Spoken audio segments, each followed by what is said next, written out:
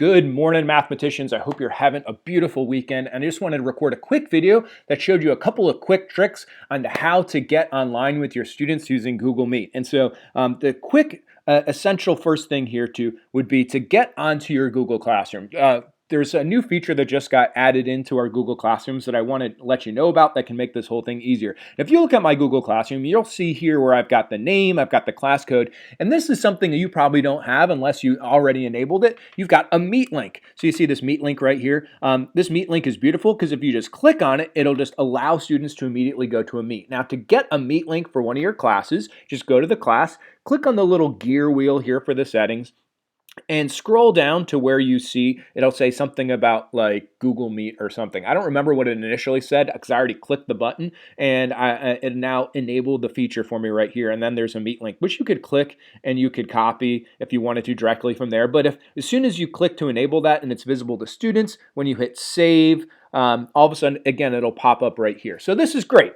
This will allow a quick way for your students to get onto your Google Classroom. You click the link and even for you, this is one of the quick ways you can get on. You don't have to sit there and memorize any codes. You just click on that button and then it'll take you to here. Make sure you've got your microphone and everything going. Click join now and Shazam, you are in a Google Meet. Now, here's the downside to this new feature. We set this up so that every single Google Classroom has its own unique link. Now, here's the problem. If you have multiple Algebra 2 classes and you wanted them all to meet at the same time, and yet you enable the link on every single one of those classes, then everyone's going to be trying to go to a different Google Meet at the same time if you say all Algebra 2s meet at the same time. So what you want to do is pick one link from one class and only get that guy, only open up that link and then send that link to all your Google Classrooms. So the way you could do that is you could, once you get to this screen, the quickest way is to just click copy joining info.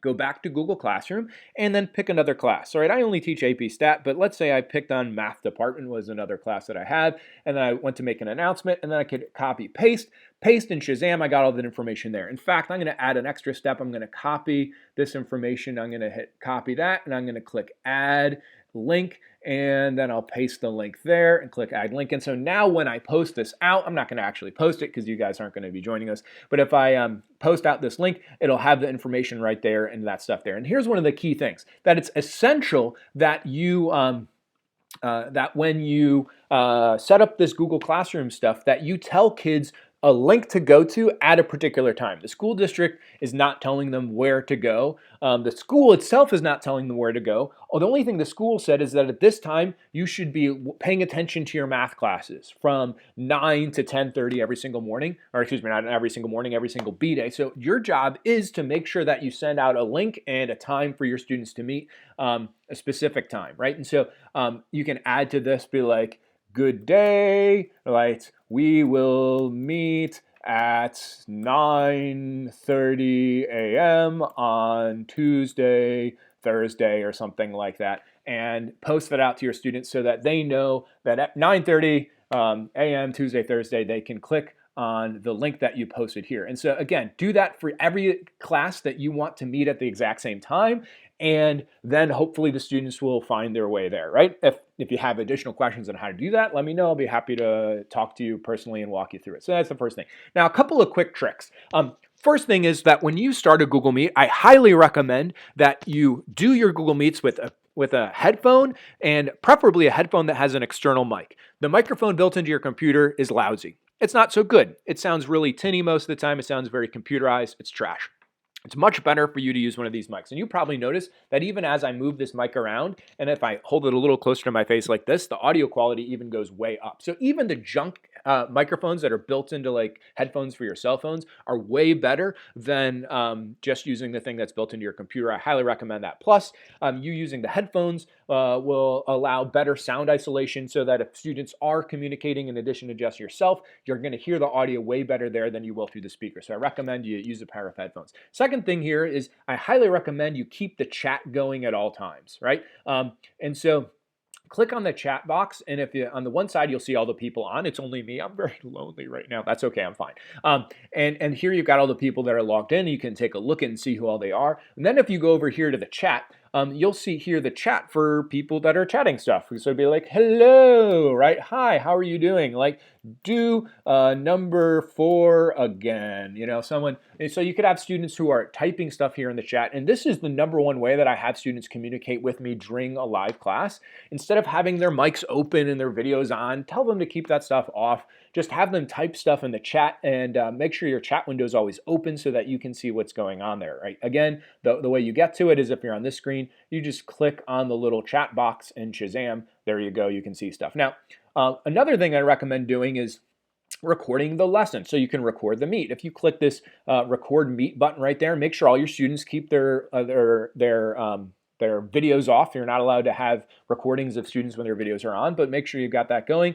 And let's see, it is now recording. Well, it's about to start. You can see here where it's about to record the meet, but it's recording the meet, and that's really nice. Another nice thing I like to do too while I'm recording the meets is I like to take my video and up its quality to 720p. And the receive, I like to set to 720p. My internet's plenty fast, and so that's not an issue. And so I do that. But if your internet's slower, that might be a problem. But one of the reasons that I do that is I'll get better quality recordings at the end if I was sending out a higher quality video. Okay, so most of the time, you're probably not going to want to just interact with your students with them staring at your face, right? Some of you might be more comfortable with that. Some are not, right? It all depends on what you've been doing the last couple of weeks. So, and how nicely dressed you are that day. So your focus shouldn't be your students staring at you. Well, you can do that sometimes, but also sharing your screen. And if you got a cool graphics tablet like some of us are getting, which are great. Hey, look at that. There's me so many times.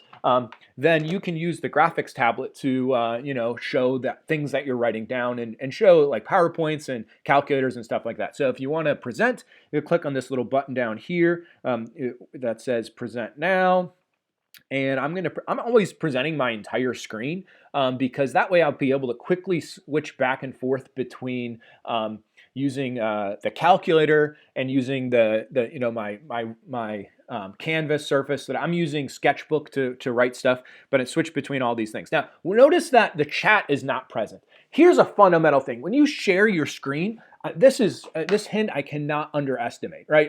You shouldn't underestimate this hint. Keep the chat screen open. Keep this window open, that your Google Chrome window or whatever browser you're using, and keep the chat up. What I do is I then just take the window and I kind of put it off to the side and shrink it about as far to the right as I can actually get it.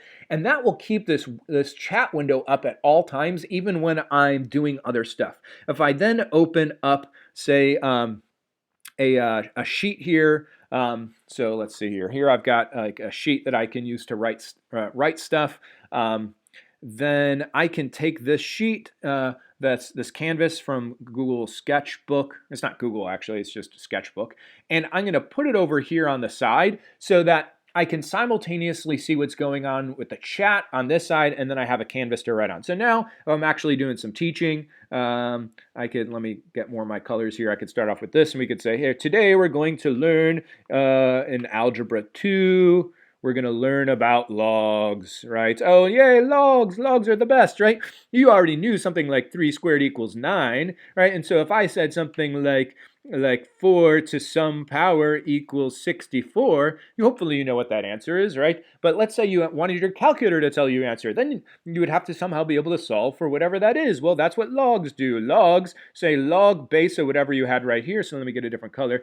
Since this was 4, log base 4, right, of a number, say this was our number 64, of 64 will equal whatever the exponent is. And isn't that nice? And so if I went to my calculator, if I did log base 4 of 64, I could plug that in and I could figure out that the answer is 3, right?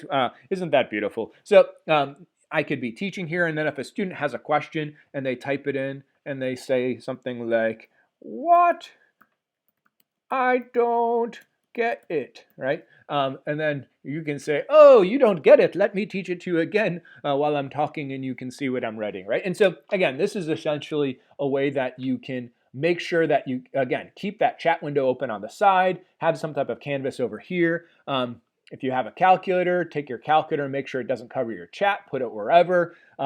You could be like, oh, let's learn how to do this in the calculator. If you hit math, then you go down to log base, right? And you could say log base 4 of 64, right? And then you get an answer 3, right? That confirms stuff, right? And here's a fun fact. You could just take that if you just take that and grab it with your mouse and drop it right there. Oh, wanted to make a new one. Oh, it didn't really do what I wanted. Whatever. But there you go. You can. That's a quick way to get online and to start sharing what's going on. What's the key stuff? Number one, I recommend using. I'm going to stop sharing my screen. I recommend that you use headphones at all times when you're doing stuff. I highly recommend that you keep the chat box open at all times and you have students communicate with you that way. And make sure that students keep their videos off if you're going to be recording the screen. Share those videos out on your Google Classroom. I showed you a way to do that before. I can show you again if you have questions. Share those videos out in your Google Classroom so that students who are not able to join you are able to see what they missed. So anyway, I hope this is a little bit of a way to help you get started. I might record another couple of videos where I show you how you could use PowerPoint and stuff like that while we're online as well too. But have a beautiful day, and let me know if you have any questions. If you're celebrating, have a beautiful Easter weekend here. Today is Holy Saturday with us this morning, or celebrating Feast of Passover right now. So, my calculator quit. I don't know what's going on there. But anyway, have a beautiful day, and just have a beautiful day.